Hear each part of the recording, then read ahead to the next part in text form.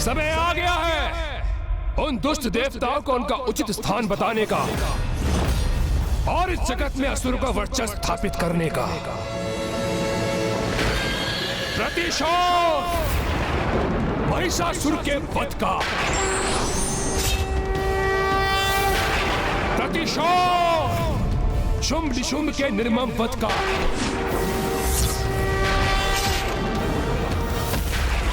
प्रतिशोध मेरे मित्र मायासुर, महाबली अरुणासुर, करल तरल और तापिक जैसे महान असुरों की मृत्यु का।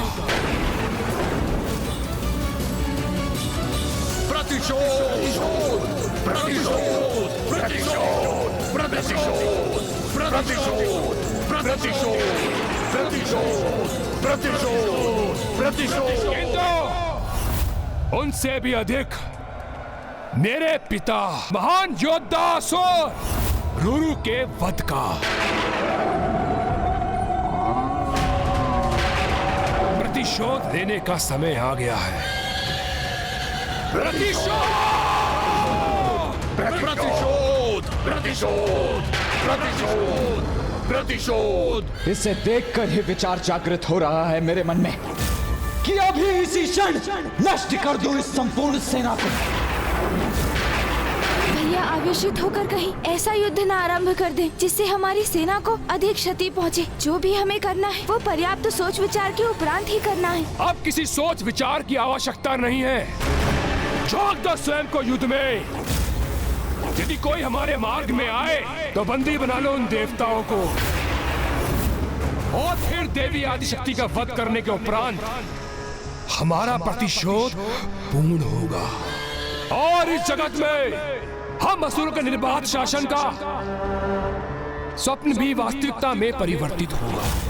ये अनुचित प्रकार से शक्ति प्राप्त करके आया है ना, तो हम भी इसे उचित और अनुचित के मध्य का पाठ सिखा ही देंगे कि धर्म की शक्ति ही सर्वोपरि है और कोई भी असुर चाहे कितना ही शक्तिशाली क्यों ना हो जाए, किंतु धर्म युद्ध में हमसे उसकी पराजय होना ही उसकी नियति है।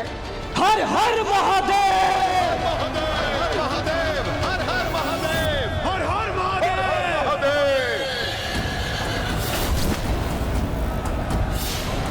बिना योजना और युक्ति के इस युद्ध का आरंभ नहीं होना चाहिए। भैया आपको अपने आवेश पर स्वयं पर नियंत्रण पाना ही होगा, अन्यथा यहाँ हाहाकार मचेगा। प्रतिशोध, प्रतिशोध, प्रतिशोध, प्रतिशोध, प्रतिशोध, प्रतिशोध, प्रतिशोध। गणेश, तुम्हारी इस उलझन को दूर करने की एक बहुत ही सरल युक्ति है। युद्ध के नियमों के विपरीत दिवस के प्रकाश में नहीं अपितु रात्रि के अंधकार में युद्ध करने के लिए तत्पर रहते हैं ये असुर। इसीलिए अभी युद्ध करने के लिए इतने आतुर हो रहे हैं ये। किंतु यदि तुम अपनी वाक्पटुता से दुर्गमासुर को युद्ध के नियमों का स्मरण करा सके तो। समझ गया भैया, अब आपकी इस युक्ति को सफल करने का दायित्व मेरा है। ओम लंबोदराय नमः। चलिए मूषक जी। ओम बुद्धिदाताय नमः। ओम सिद्धिदाताय नमः।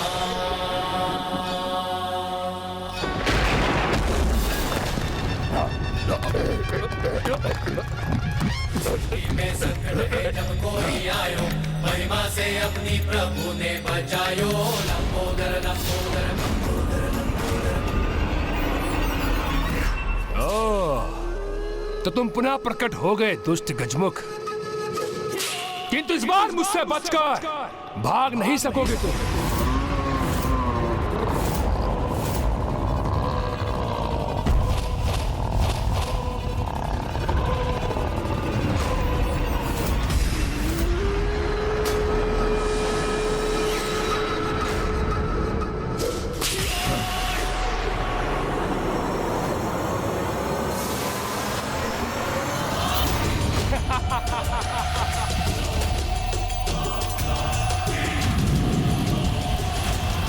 सावधान अनुज गणेश। गणेश जी,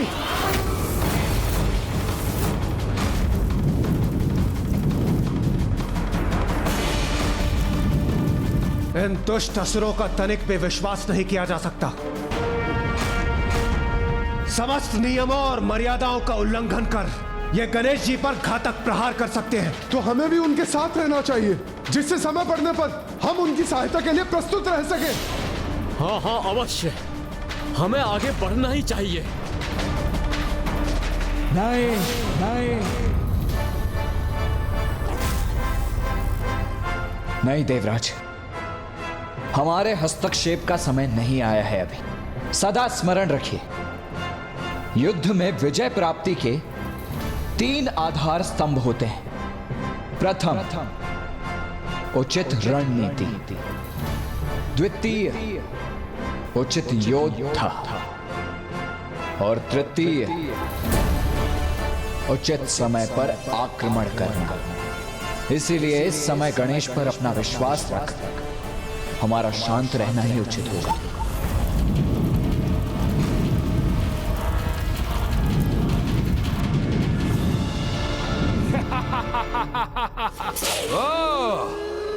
बड़ी ही निडरता से टिकी हो गजमुख बालक, किंतु स्मरण रहे, जो योद्धा भ्रामक निडरता से अपने सहयोगी योद्धाओं को युद्ध में पीछे छोड़कर निकल आते हैं, वही युद्ध में सर्वप्रथम मृत्यु को प्राप्त होते हैं।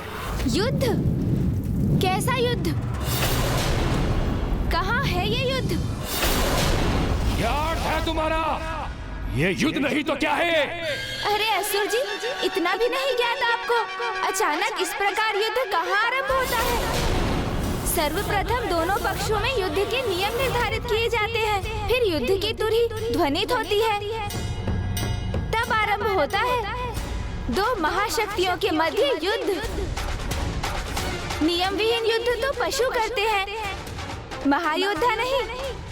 ये इस दुष्ट से गणेश जी क्या वार्तालाप कर रहे हैं? करना क्या चाह रहे हैं? देवराज, रात्रि के अंधकार में अधिक सशक्त होने वाली अपनी आसुरी शक्तियों से बिना नियम निर्धारित किए युद्ध करने के अभ्यस्त होते हैं ये असुर। किंतु गणेश इसे उत्तेजित कर इसे हमारा नियम स्वीकार करवाने का प्रयास कर रहा है।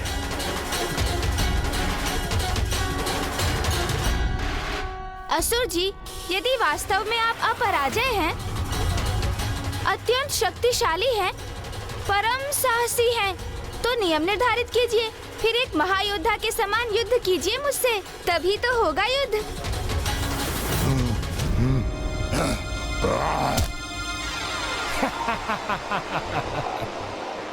नियम तो बालकों की क्रीड़ा के लिए उपयुक्त होते हैं गजमुख। युद्ध का तो एक ही नियम होता है, विजय। विजय प्राप्ति करना। आपका ये कथन तो एक ही बात प्रमाणित कर रहा है असुर जी। क्या प्रमाणित कर रहा है मेरा कथन? यही कि आप साहस का प्रदर्शन अवश्य कर रहे हैं, किंतु भीतर ही भीतर अत्यंत भयभीत हैं आप कि कहीं नियमानुसार युद्ध करने पर आपकी पराजय ना हो जाए।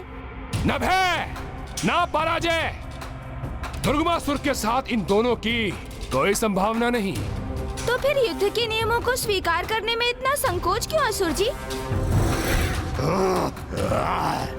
नहीं, भयभीत तो आप अवश्य हैं, है ना?